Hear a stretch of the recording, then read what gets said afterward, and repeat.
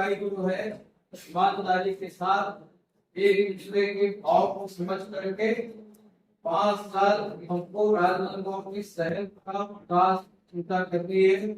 इसके लिए जिनसे जो आवश्यकता है अपने बेटा है, आपको बधाई है। मर्यादाओं का ध्यान आपको रखना रहेगा। शुरुआत आपने किया, इसलिए आपको ये कहना आवश्यक नहीं, लेकिन यदि सीनियर मानते हो तो बड़े भाई होने के नाते मैं कह रहा हूँ बजट प्रस्तुत करता हूँ। नगर पालिका निगम राजनांदगांव में नवनिर्वाचित संसद के पुनः बजट सत्र में निगम अधिनियम की धारा 156 की धारा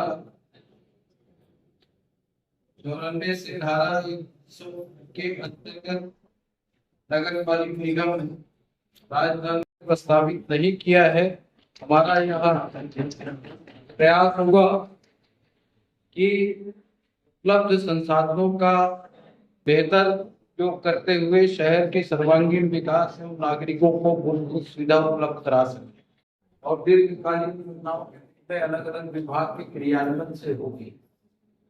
मैं अब तक के सभी निर्वाचित जनप्रतिनिधियों का आभार व्यक्त करता हूँ जिन्होंने शहर विकास को गति प्रदान करने में अपनी महत्वपूर्ण जवाबदारी का निर्वहन किया है। छत्तीसगढ़ देश के विकास की अनेक योजनाएं लागू, हमारे प्रदेश के मुख्यमंत्री आदरणीय सुखदेव साहब तथा विधानसभा अध्यक्ष व हमारे विधायक आदरणीय रमन सिंह जी ने शहर को विकसित करने विभिन्न विभागों में विकास कार्यों के लिए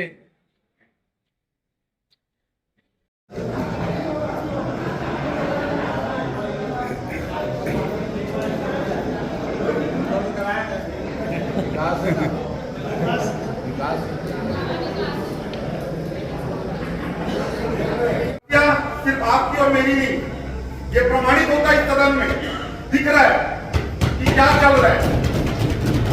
नगरीय प्रशासन मंत्री तथा प्रदेश के उप मुख्यमंत्री अनुज साहब जी तथा हमारे प्रभारी मंत्री मुख्यमंत्री विजय शर्मा जी, हमारे सांसद श्री संतोष पांडे जी, मैं सभी का आभार व्यक्त करता हूँ।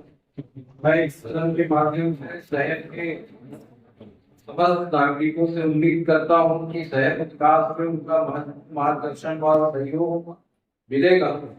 साथ ही लोकतंत्र के छोटे स्तंभ प्रिंट एवं इलेक्ट्रॉनिक मीडिया से शहर विकास में मार्गदर्शन की अपेक्षा रखता हूँ। जनता से जुड़ी हुई समस्याओं एवं योजनाओं का गुणवत्तापूर्वक समय सीमा व ईमानदारी के साथ क्रियान्वयन में सभी अधिकारी कर्मचारियों का पूर्ण सहयोग मिलेगा, मैं यह अपेक्षा करता हूँ। 25-20 का आय व्यय अनुमान पत्र करते हुए मुझे अत्यंत प्रसन्नता हो रही है। वर्ष 2024-25 के बजट प्रावधानों में निश्चित आय 246 करोड़ 43 लाख रुपए तथा निश्चित व्यय 252 करोड़ 54 लाख 50 हजार रुपए है।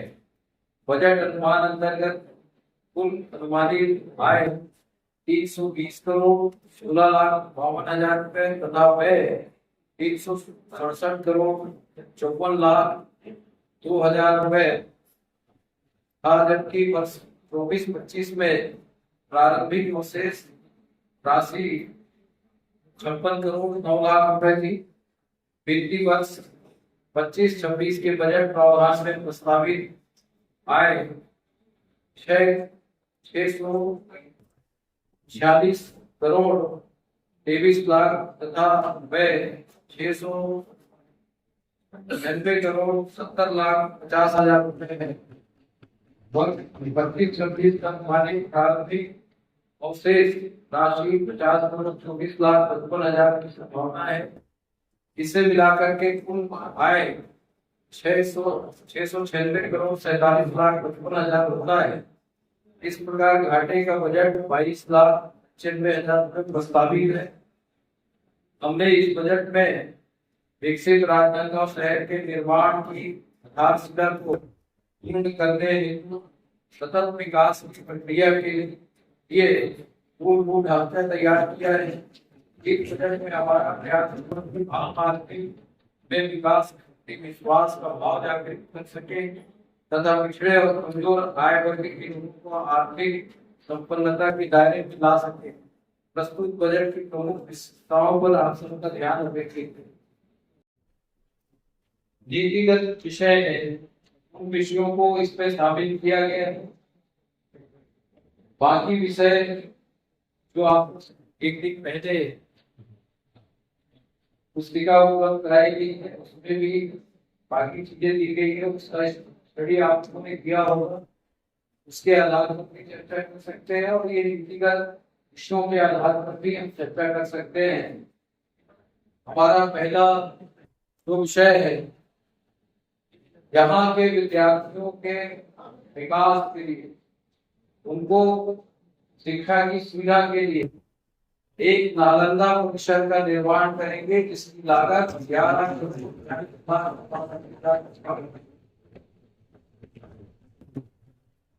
इसी प्रकार से जो प्रधानमंत्री आवास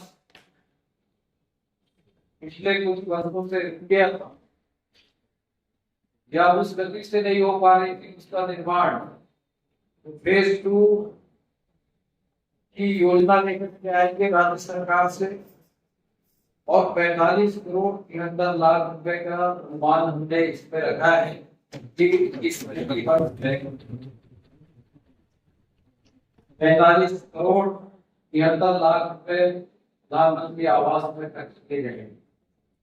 अमृत मिशन फेज 2 2 स्थानों पर ट्रीटमेंट प्लांट बनेंगे शहर में, जो शहर के नालों को जोड़ करके वहां पर जो गंदा पानी है उसका या बेहतर उपयोग कर सकते हैं, किसानों को दे सकते हैं या लोगों को दे सकते हैं या उससे हम कुछ राशि प्राप्त कर सकते हैं।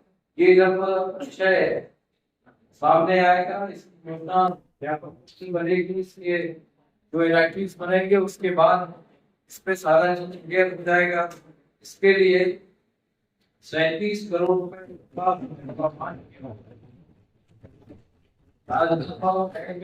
में एक 800 सीटर ऑडिटोरियम का निर्माण किया हुआ है।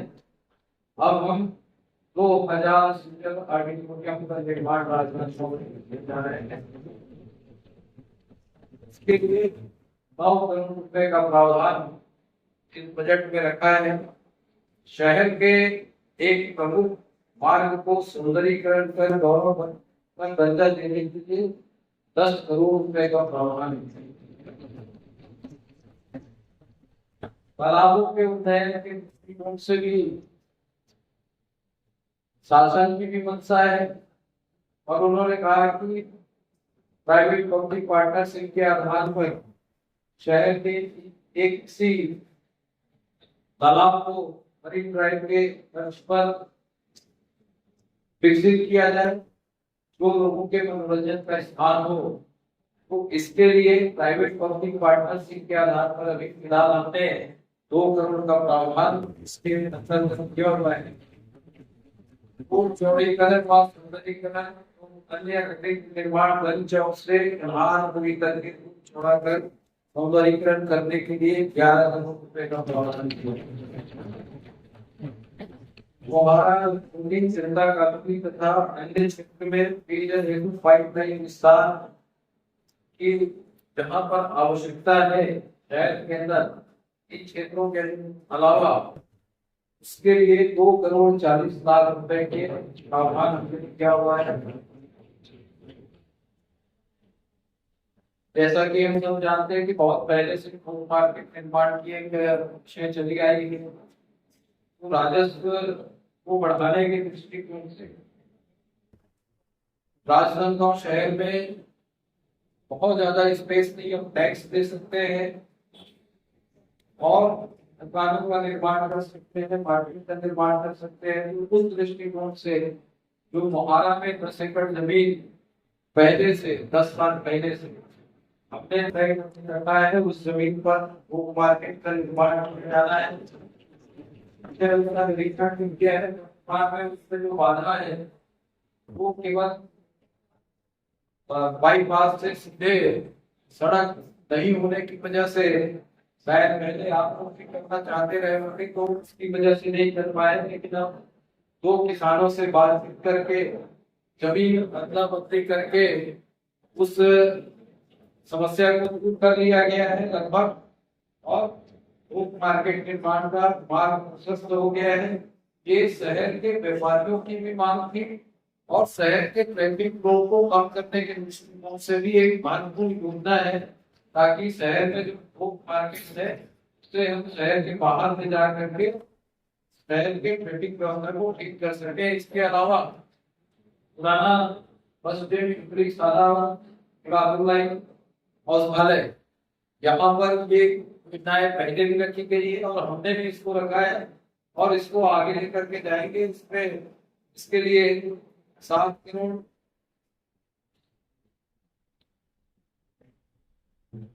82,42,50,50,000 रुपए जीर्णोद्धार के दृष्टिकोण से 50 लाख रुपए रखा है। अभी मोटा मोटी एक आध हफ्ता पहले मैं नेहरू गार्डन जो सीता मंदिर के सामने है उस वाटिका, आनंद वाटिका और भारती नगर में जो अमृत गार्डन है यहाँ पर गया था, वो फवारे तो सभी बंद है।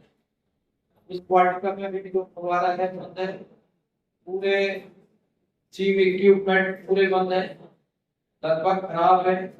हालांकि जो प्रावधान मैंने पहले कर दिया था, इसे मैं कम मानता हूँ, इसको हम एमआईसी में संतुलित करके इसको बढ़ा करके करेंगे और प्राथमिक तौर पर शहर के बीच के ये 3 गार्डन को हम ठीक करेंगे, ऐसा मैं आपको विश्वास दिलाता हूँ।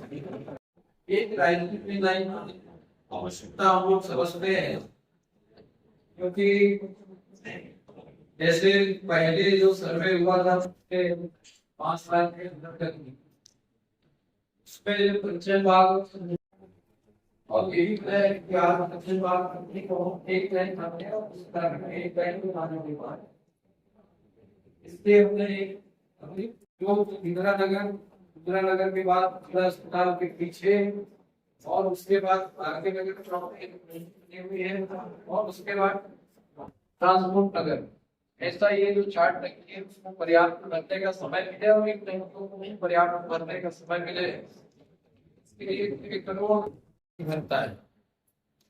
हालांकि इस बार अभी हम लोग 3 दिन पहले चिट्ठी गए थे तो चिट्ठी में भी वो संभावना मुझे दिख रही है, लेकिन इस बजट में हमने जो जिला अस्पताल और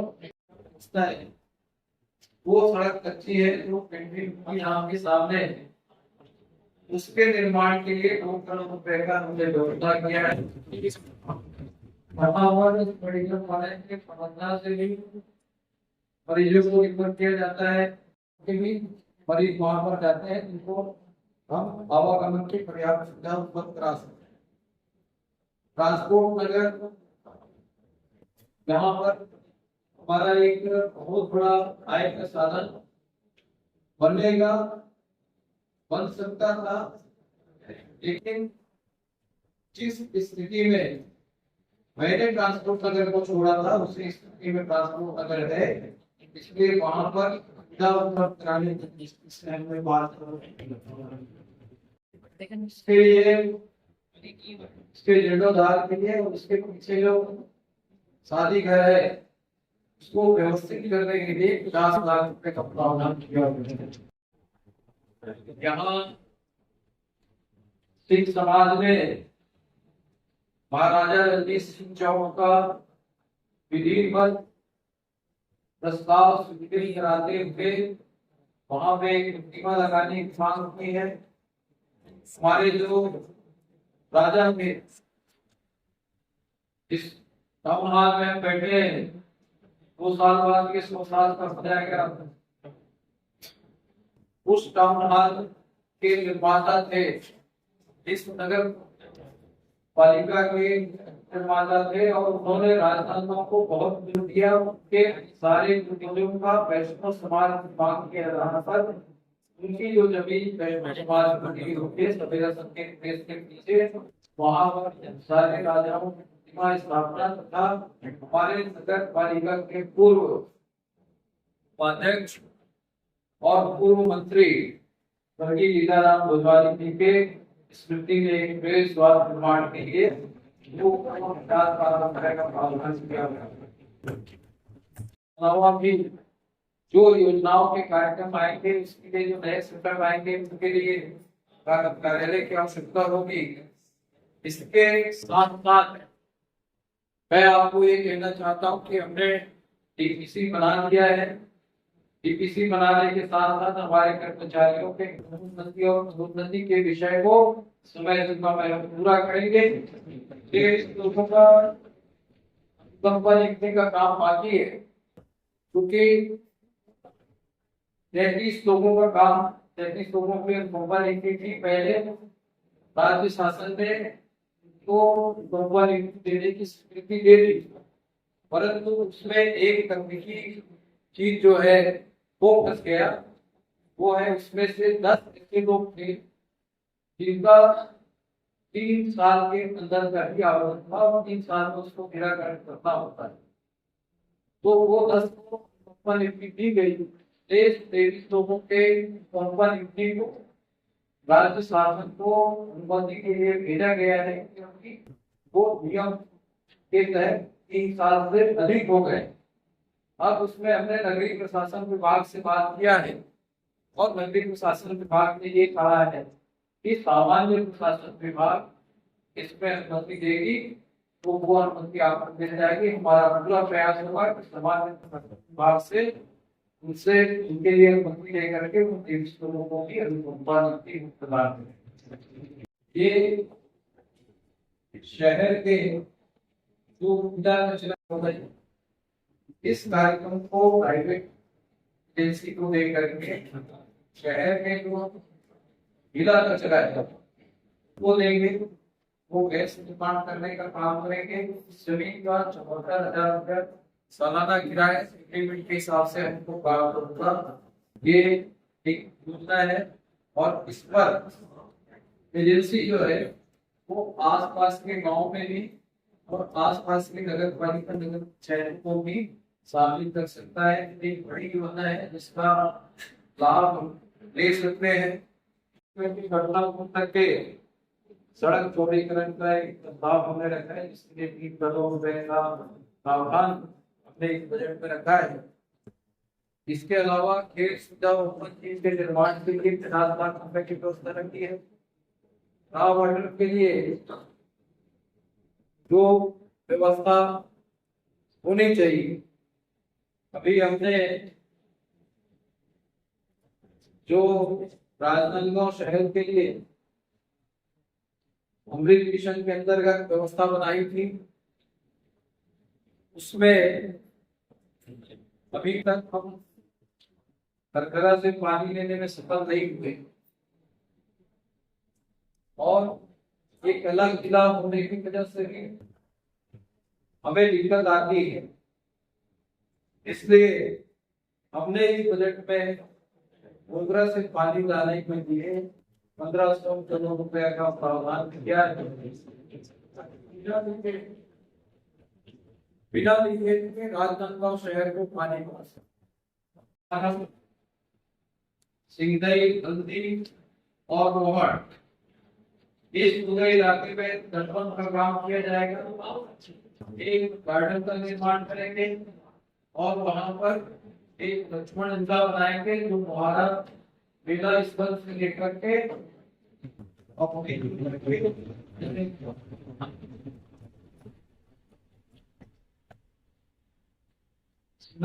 लेकर के ऊंचाई को बढ़ाने के लिए हमने 5 करोड़ रुपए का प्रावधान किया।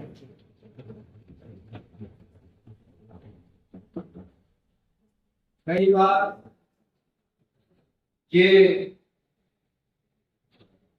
दुष्प्रचार भी होता है।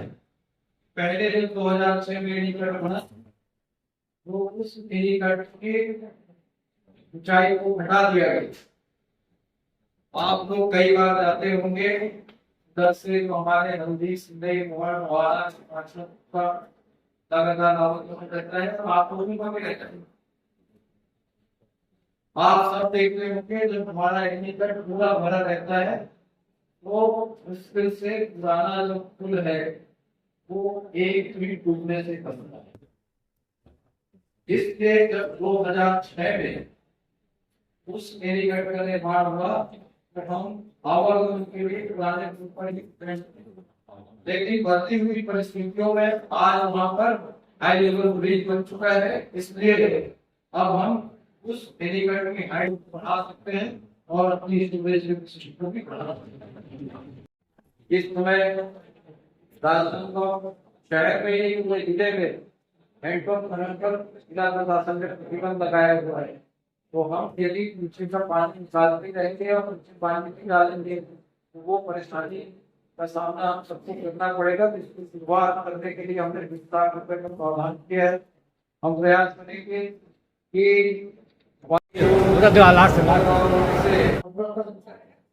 इसको मैं 5 साल पहले की सदन में बोला हूँ, इसको 5 साल पहले सदन में बोला हूँ कि रिपोर्ट आ रहा है, इसको बहुत गंभीरता से बरकरार रखूंगा।